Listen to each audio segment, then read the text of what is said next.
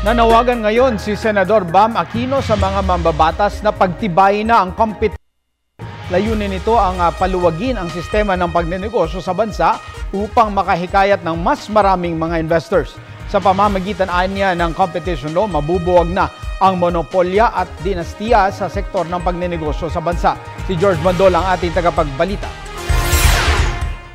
Para makaakit pa ng mas maraming investor, nais ni Senator Bam Aquino na maipasa na ang competition law. Mas matagal pa raw sa FOI at Reproductive Health Law ang competition bill sa Kongreso na naglalayong paluwagin ang sistema ng pagnenegosyo sa bansa at pagbubukas ng merkado sa lahat ng investor.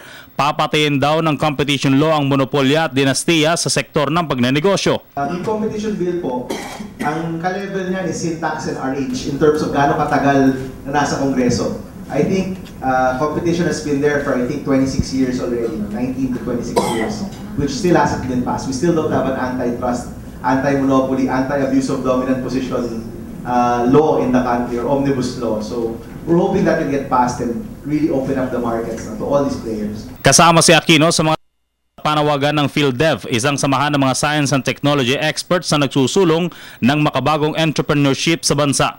Ayon kay Senator Aquino, para daw lalong mahimok ang mga maliliit na negosyante at mga nagbabalak pa lang, bukod sa pagsasabatas sa mga pulisiyang makakatulong sa mga ito, kailangan ng higit na suporta ng pamahalaan sa mga micro, small and medium enterprises. Money, market, and mentorship.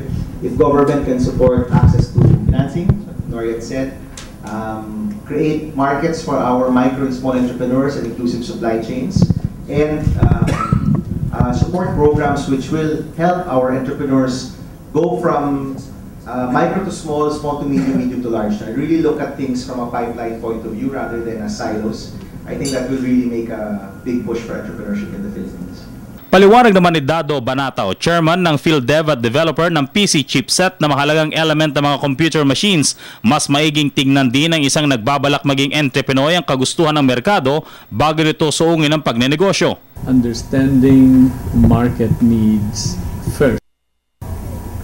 For example, how do you define a product? That's a very difficult question to answer.